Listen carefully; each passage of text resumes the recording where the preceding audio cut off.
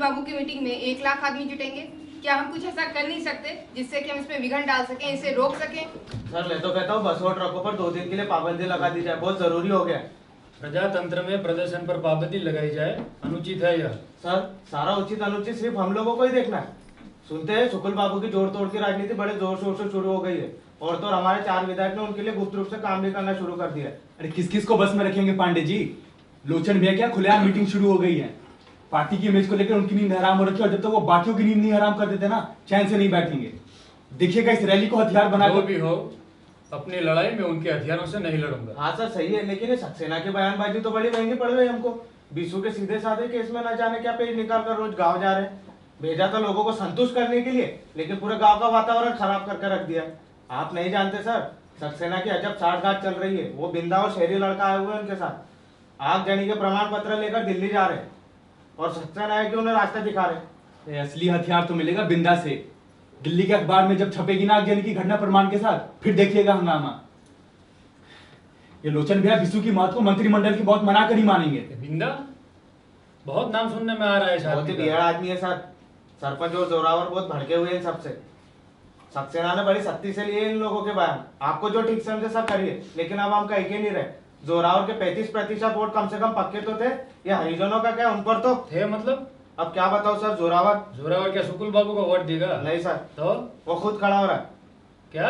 हाँ सर, वो खुद खड़ा हो रहा है। ये आप क्या कह रहे हैं पांडे जी? उस मूल बुद्धि की इतनी हिम्मत कि वो दास साहब के खिलाफ खड़े हो सके? कहा उसने तुमसे? नहीं सर, आप कहेगा भी नहीं। बहुत उखड़ा हुआ आजकल। कल आखिरी दिन है, कल ये नामांकन पत्र भरेगा। मुझे भी आज शाम को ही पता लगा। ऐसा कैसे हो सकता है? मुझे तो विश्वास नहीं हो रहा। होगा भी नहीं। अपने लोग के और सिर चढ़ाइए। खून में वफादारी होती है नहीं लोगों की। अब देख ली वफादारी। बात पक्की है सर। शुक्ल बाबू ने काशी के जरिए फोड़ा, तभी तो मैं कहता हूँ हमें भी कोई सौदा करना चाहता है क्या? नहीं सर, इतनी पैतरेबाजी उसके बस की नहीं। जाट आदमी जिधर चाहो चाबी घुमा दो। हम लोगों से नाराज था तो काशी ने भड़का दिया। कहा है आपने मिलने के लिए बुलाया, जरूरी काम है। आएगा? हाँ सर, आता ही होगा। हाँ तो फिर ठीक है। अब जब आए तो हमें भी सख्ती से ही पेश आना चाहिए। अरे जब भलमन साहब की कदर कोई जानता ही नहीं तो फिर क्या फायदा भलमन साहब करने? नहीं माँ जी, चुनाव जीतने के लिए जोरावर का साथ बहुत जरूरी है। हो सके तो उसे भस्म करने की कोशिश करिए। पांडे जी, तुम्हें सरोहा की जिम्मेदारी सौंपी है, तुम उसे ही संभालो जी। दूसरी चिंताओं से अपने को परेशान मत करो। जी। राम राम। जोरावर से मुझे अकेले में बात करनी है। आपने हुक्म किया था दास साहब, हाजिर हो गया। अकेले में बात करनी है मुझे।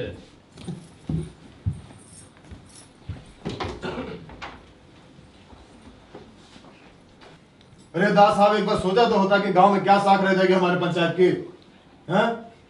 पर फिर भी हम आपके पास हैं कि बैठ करके बात करें आपसे। और वो लखनवा यही बैठ करके हमारी बेइज्जती करता रहा, और आपके मुंह से 2 बॉल नहीं फूटे हमारे वास्ते। अरे आपके सही के बिना हमसे नजर मिला के देखे तो वो तो कुछ गलत तो नहीं कहा था लखन ने?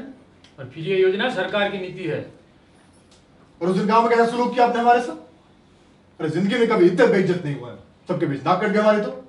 अरे दास साहब, आप हमें गोली मरवा देते तो हम बर्दाश्त कर लेते, और इस तरह नंगा करके छोड़ दिया हमें आप। अरे कितना तो इंतजाम करवाया था, कितना मन से करवाया था, और आप हमें दूध कर हीरा को लेकर मंच में बैठ गए। सिर्फ तुमको बचाने के लिए। अपनी जातियों से जहां तहां लोगों के मन में घाव कर रखे तुमने। बहुत जरूरी हो गया है मरहम लगाना उन पर। अरे हाँ, पर हमारे सीने पर जख्म करने के लिए तो फिर से तहकीकात का हुक्म दे दिया आपने। अरे आकर देखा तो होता कैसा सुलूक किया हमारे और सरपंच का कैसा उस 2 कौड़ी के सक्सेना ने, हैं? अब यही इज्जत रहेगी गांव में कि हर आकर के हर कोई कुछ भी बोल करके चला जाए। लड़कर इज्जत बनाओगे अपनी? है खेती में और राजनीति में बहुत फर्क होता है जोरावर। अरे बहुत कर ली खेती दास साहब, तो हम करेंगे राजनीति। किसने समझाया है तुम्हें? काशी ने सुना है, वो रास्ता भी दिखा रहा है, तुम्हारे साथ भी दे रहा है तुम्हारे चुनाव में। अरे आप दूर दोगे दास साहब तो कोई तो साथ देगा हमारा भी। अरे काशी हमको सगा भाई से ज्यादा मानता है। अच्छा, सगे भाई ने ये नहीं बताया कि बिशु ने जो आगजनी के प्रमाण जुटाए थे उसे लेकर बिंदा दिल्ली जा रहा है। सक्सेना ने बिशु की हत्या के सारे प्रमाण जुटाकर रिपोर्ट तैयार कर दी है। अच्छा हुआ तुमने खुद हाथ खींच लिया, मैं मुक्त हुआ, वरना मेरे लिए भी बहुत मुश्किल हो जाता इन परिस्थितियों में कुछ भी कर पाना। अरे ऐसा क्या लिख दिया सक्सेना ने अपने रिपोर्ट में? जानते हो किस किस के बयान है इस फाइल में? पढ़कर सुनाओ। हाँ, सब जानते हैं हम। सक्सेना ने जिनके जिनके बयान लिए हैं उन सबकी राय रद्द खबर है हमारे पास भी। पुलिस के हर काम की खबर हर किसी को होने लगे तो पुलिस क्या हुई? और पुत्तन, जानते हो ना पुत्तन को? रात को 2 लड़कों के साथ पुत्तन की दुकान पे चाय पी है बिशु ने, और वही आखिरी चीज है जो उसके पेट में गई। अरे हाँ, वो पुतन, अरे लौंडो लपाड़ा के साथ चाय पीड़ी तो वो पीता ही रहता था। उसमें हमारा क्या? लड़के सरोहा के नहीं, टिटहरी गांव के थे। आस पास के गांव में तो भटकता ही रहता था, काम धाम तो कुछ था नहीं उस आदमी का। बंसी और बिहारी नाम थे लड़कों के। कौन कौन है लड़के? 2 घंटों की पिटाई में सब कुछ उगल दिया है उन लोगों ने। तो अब ऐरा कोई भी कुछ भी बोल करके चला जाएगा तो गवाही हो जाएगा। इस काम के लिए जो मोटी रकम दी गई थी वो भी पुलिस के कब्जे में है। अरे क्या?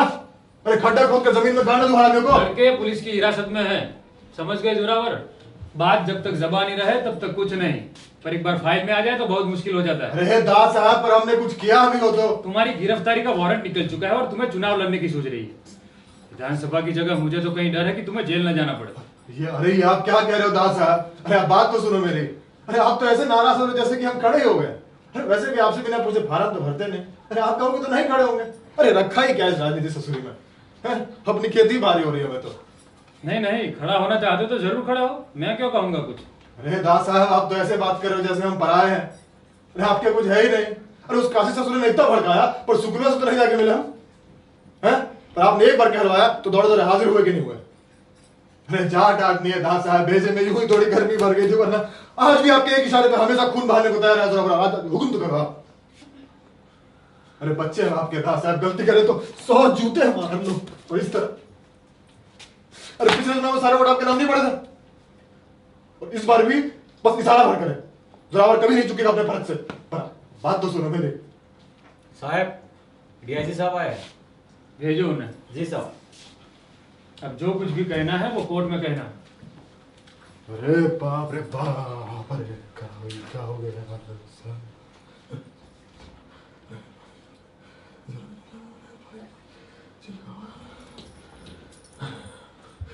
जमुना, अरे देखो लोग सक्सेना ने अपनी रपट में क्या उल्टा सीधा लिख के मेरे को फंसाया। दास साहब मेरी बात नहीं सुन रहे। चुप करो, जब देखो बच्चे की तरह रोते रहते हो। अब कल तो तुम्हारे घुटने में है, अब रायता फैला ही दिया है तो उसको साफ करो और चुपचाप अंदर चलो। ठीक है, अब यही बैठी रहेंगे, ले जाओ यही सब पकड़ के। नाटक करना बंद करोगे कि डीआईजी को बुलाऊं? नहीं, चुपचाप से चल रहे हो अंदर। जो कह रहे हैं वो सुनो, चलो। सिन्हा, सर सक्सेना के बारे में क्या राय है? सर आदमी तो अच्छा है। आई मीन मैं अच्छे बुरे की नहीं, योग्यता की बात कर रहा हूँ। पुलिस वालों में जैसे पैनी दृष्टि, व्यवहार कुशलता, निष्पक्षता, टैंक्ट होनी चाहिए, वैसा कुछ है नहीं। हिदायत के बावजूद दुर्व्यवहार किया है कुछ लोगों के साथ। वहाँ संतुष्ट करने भेजा था, बहुत असंतुष्ट है लोग। सीआरपी देखिए, मेरी धारणा की पुष्टि ही करती है। जब जब कोई महत्वपूर्ण काम सौंपा गया, परिणाम हमेशा असंतोषकारक ही रहा। सॉरी सर, आप चिंता न करें, अब मैंने केस पूरी तरह अपने हाथ में ले लिया है। पता नहीं इतने सीधे साधे केस में सक्सेना ने। चुनाव के इस माहौल में कोई भी बात इतनी सीधी और साफ नहीं हो सकती मिस्टर सिन्हा। इतनी सफाई से विरोधी पार्टी के लोगों ने हत्या की इस घटना का इस्तेमाल किया अपने राजनीतिक स्वार्थ के लिए। उनको अच्छी तरह पता है कि जब तक जोरावर हमारे साथ है, एड़ी चोटी का जोर लगाकर भी वो चुनाव नहीं जीत सकते। बहुत जरूरी हो गया था उनके लिए जोरावर को हटाना, और उसे हत्या के आरोप में फंसाने का इससे बेहतर मौका उन्हें कहाँ मिल सकता था। पैसों के जोर से टिटहरी के उन लड़कों को खरीद कर कितने होशियारी से जोरावर का नाम डाला गया उनके मुंह में। राजनीति जहां इस तरह की तिकड़मबाजियों पर टिकी हो, कितना जरूरी होता है घटनाओं की तह तक जाना। लेकिन सर, मेरी रिपोर्ट में तो आत्महत्या का केस है। लगता है निष्कर्ष आपके मन में पहले था और रिपोर्ट बाद में तैयार की है, इसीलिए बिना सोचे समझे सारे नतीजे उसी दिशा में निकलते चले गए। जी रात मैंने भी काफी गौर से फाइल देखी है। बिशु और रुकमा के संबंध साफ है, उसके बाप तक ने कबूल किया है। बिशु के साथ बने रहने के लिए ही रुकमा बिंदा को गांव में लाई। पत्नी के प्रेमी को बर्दाश्त न कर पाना, पर संदेह ना हो इसलिए मित्रता की आड़ में बनाए रखना, सारी योजना बनाकर घटना वाले दिन अनुपस्थित रहना और बाद में आवश्यकता से अधिक आक्रामक रवैया। संदेह के लिए कोई गुंजाइश रह जाती है? इतनी मोटी सी बात आप लोगों के समझ में नहीं आई? हत्या का मामला है ये, बिंदा ने की है हत्या। और ये सक्सेना पुलिस का आदमी होकर मुजरिम के साथ सांठगांठ करे, जुर्म है यह। Suspend Saxena and arrest Binda immediately.